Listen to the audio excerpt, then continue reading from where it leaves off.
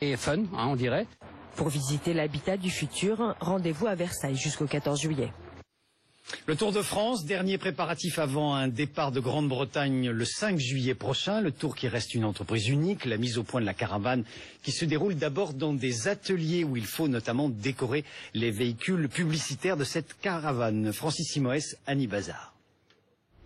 Alors, on entre ici dans l'atelier Théo Bora. Donc c'est ici que se fabrique une partie des dispositifs Tour de France. Ici, rien n'est laissé au hasard. 25 personnes travaillent à temps plein dans cet atelier de 12 000 mètres carrés pour construire la caravane du Tour.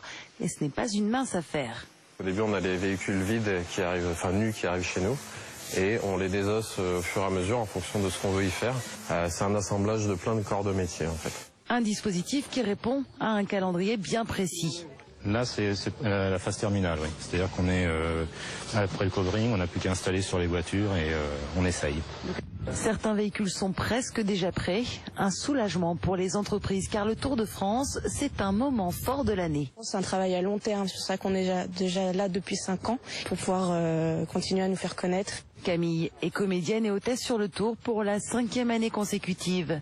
Cette véritable passionnée participe même pour le plaisir à la construction des chars. De voir les caravanes se construire sous nos yeux avec nos petites mains, ouais, ça donne envie de partir.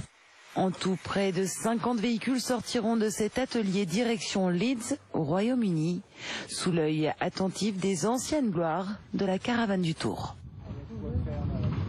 Solidays 2014, mélange de musique, de propos plus engagés, de causes nobles, une démarche originale qui attire